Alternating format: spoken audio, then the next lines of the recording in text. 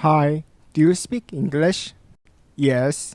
잘했어요. 그럼 한 장 주세요. I don't understand the Korean.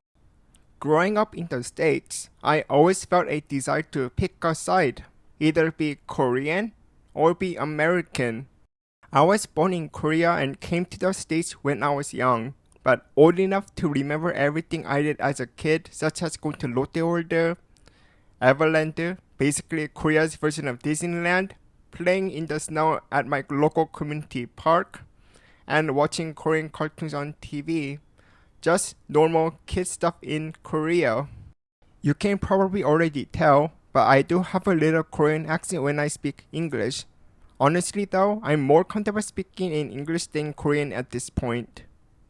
When I first landed in the States, my family and I went straight into a Korean church community. So for a while, I genuinely didn't realize we had moved countries, and didn't really understand why we moved. If you want to know why we moved, that's a story for another time. I was a really shy kid. I was put into an ESL class, and back then, there wasn't many Koreans in my area. I remember my family had to drive pretty just to find a Korean grocery store. And I specifically remember, because I was struggling so much with English, my dad got me this little computer toy that taught me the alphabet. You would press a letter and it would go A, as in apple. And my dad would also quiz me every day after school.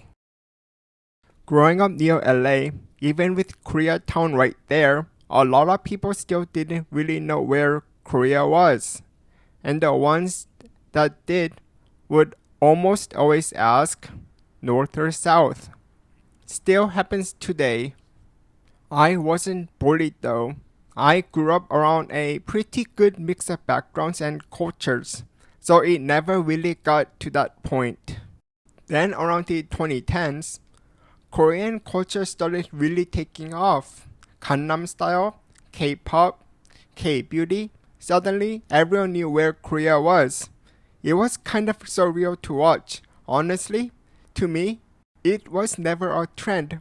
It was just home.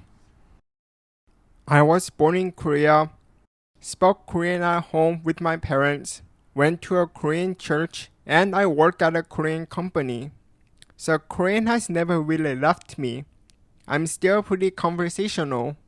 And Korea seems to know that, because whenever I visit, even standing in the foreigner line at the immigration, the officer takes one look at my passport and just starts speaking to me in Korean. A few years ago, I made a hard decision. I gave up my Korean citizenship. I really wanted to be a dual citizen, but Korea doesn't allow if you gained another citizenship later in life. So I had to choose. But even as a foreigner on paper, Koreans still talk to me in Korean, like I never left. So what am I? Am I Korean? I was born there, partially grew up there, and I can hold a conversation in Korean without problem. Am I American?